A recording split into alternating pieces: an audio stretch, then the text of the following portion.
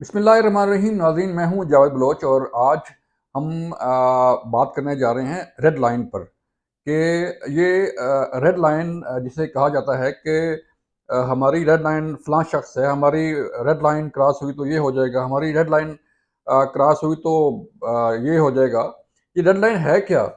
क्या red line जो है वो कानून तोड़ना है या कानून की पासदारी जो है करना है?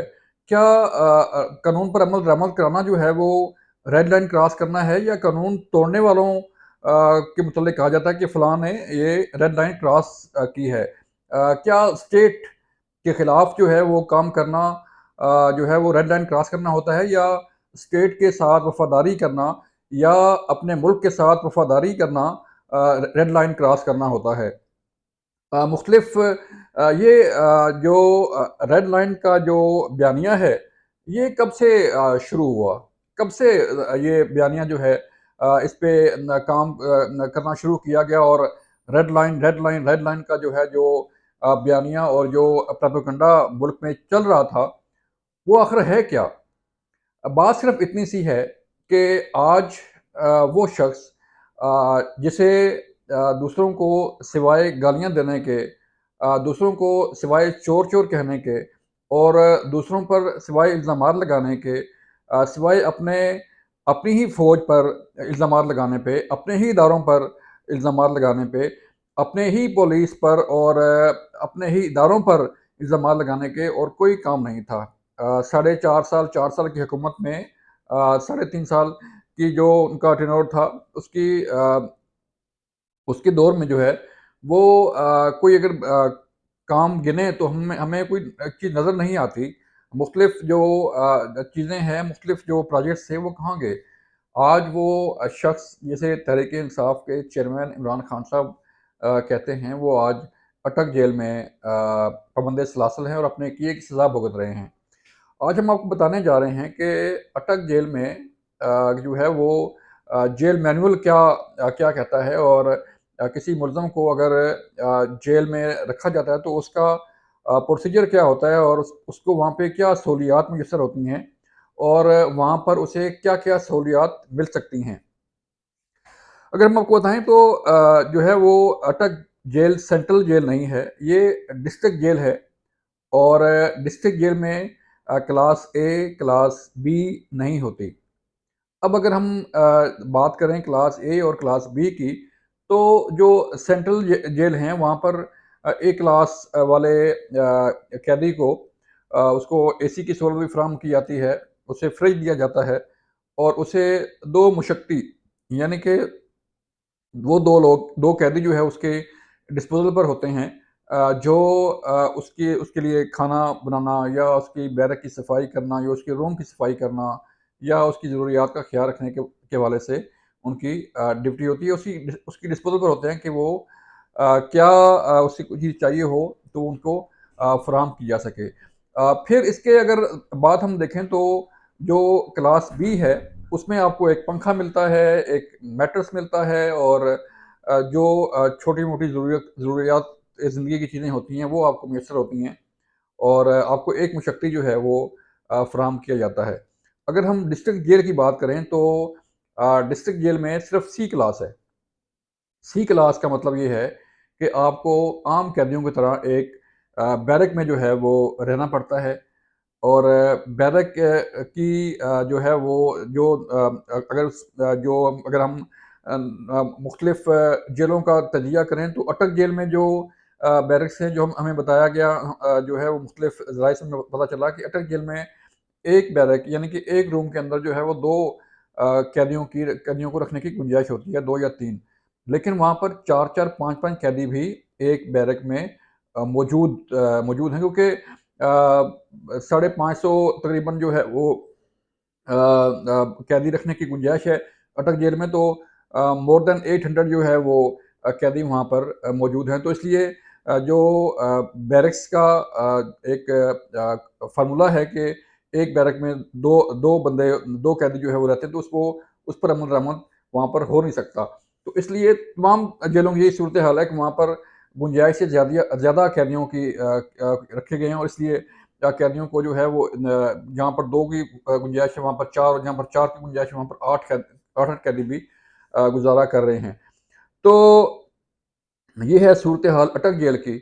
और अटक जेल अगर हम देखें तो अटक जेल में जब खान साहब वहाँ पर उन्हें ले जाया गया, तो उन्होंने मुख्तलिफ़ हमें हमें बताया गया, मुख्तलिफ़ ज़राए से पता चला है कि उन्होंने मुख्तलिफ़ डिमांड्स की हैं कि उन्हें एसी भी फ़राहम किया जाए, उन्हें अलग रूम जो है वो दिया जाए, उन्हें बेड सोफ़ा वग़ैरह जो है वो भी फ़राहम किया जाए।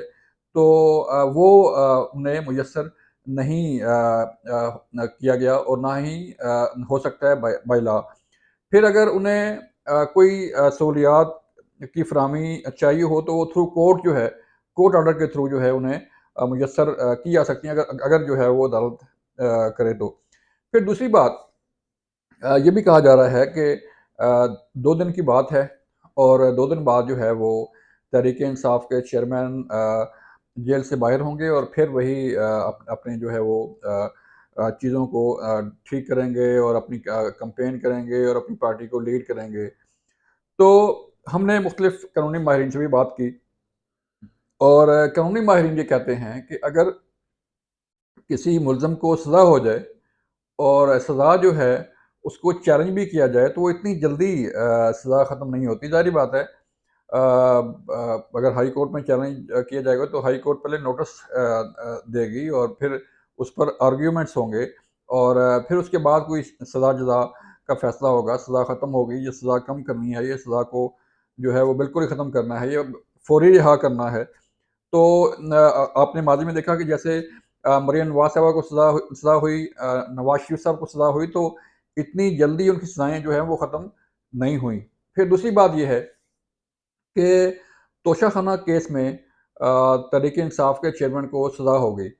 अब जो सज़ा हुई है और उस अब तहरीक-ए-इंसाफ के चेयरमैन जो है वो हुकूमत की कस्टडी में है, पुलिस की कस्टडी में है और उन्हें मुख्तलिफ़ मुकदमात में जो उनके खिलाफ़ चल रहे हैं, वहाँ पर उन्हें पेश करना अब पुलिस की ज़िम्मेदारी है।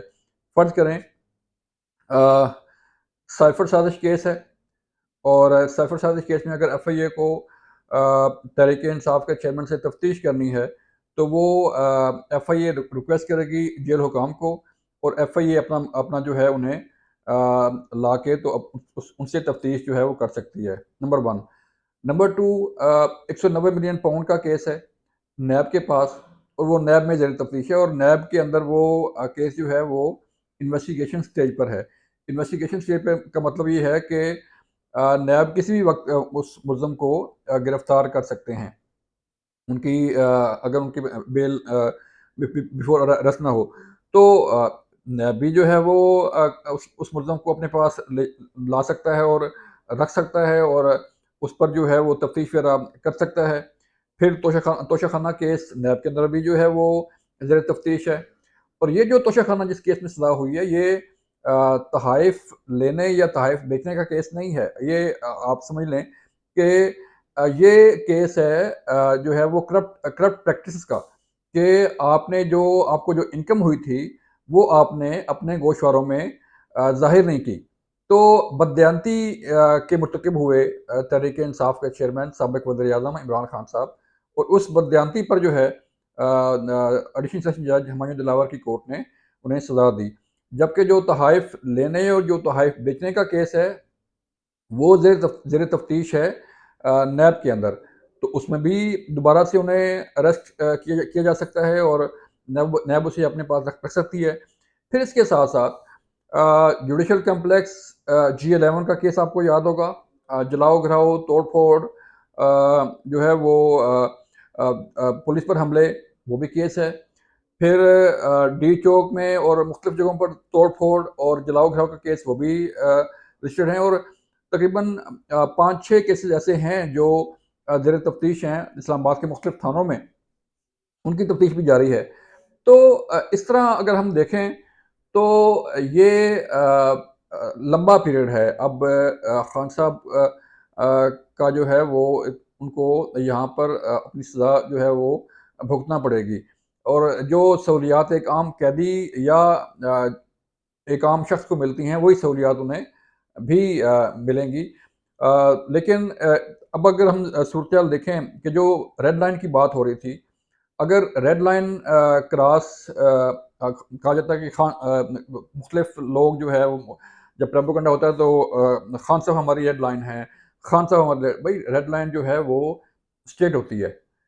हमने पूरी दुनिया में जो है वो देखा कि रेड लाइन जो है हमेशा स्टेट होती है।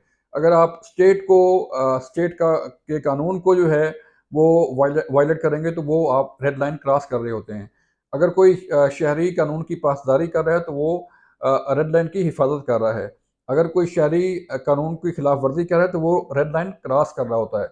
तो अगर आप अपनी फ़ौज पर हमले करेंगे, अगर आप अपनी पुलिस पर हमले करेंगे, अगर आप अपने इंटेलिजेंस इदारों पर हमले करेंगे तो आप खुद रेड लाइन क्रॉस कर रहे होते हैं, जो कि आपको पता नहीं चलता। लेकिन अब जो है वो पता चलना शुरू हो गया है कि रेड लाइन आखिर होती क्या है? आखिर इसे क्रॉस करने का जो है वो ख़मियाज़ा क्या भुगतना पड़ता है? तो अब जो है वो सूरत-ए-हाल सामने आना शुरू हो गई और वो जो लोग गिरफ्तार हैं सानिया 9 मई के जिन्हें कहा गया था कि जिन्ना हाउस से जलाओ घराव करें, कोर कमांडर हाउस में घुस जाएँ, जीएचक्यू में घुस जाएँ, पेशावर कैंट में घुस जाएँ, हमले करें, तोड़-फोड़ दें, वीडियोज़ जो है वो सामने पड़ी हुई हैं। तो वो रेड लाइन क्रॉस की गई थी और जिन लोगों ने रेड लाइन क्रॉस की वो आज अंदर पड़े हुए हैं और उन्हें कोई ऑन भी नहीं कर रहा। तहरीक-ए-इंसाफ के चेयरमैन ने भी उनसे जो है वो अपना हाथ उठा लिया है और कहते हैं कि जिन्होंने जो है वो जलाओ-घराव किया उन्हें सज़ा मिलनी चाहिए और ये है वो फलाँ-फलाँ। तो देखना ये है कि आखिर कब तक हम ये रेड लाइन क्रॉस करते रहेंगे और कब तक जो है वो पाकिस्तान की सलामती के साथ, पाकिस्तान के इदारों के साथ खेलते रहेंगे। ये आज का था हमारी वीडियो, हमारा हमारा तज्ज़िया, हमारी खबरें। यूँ ही जो अपडेट्स आती रहेंगी हम आप तक पहुँचाते रहेंगे। अपना ख़्याल रखिएगा और अपनी आरा से ज़रूर आगाह कीजिएगा। अल्लाह हाफ़िज़।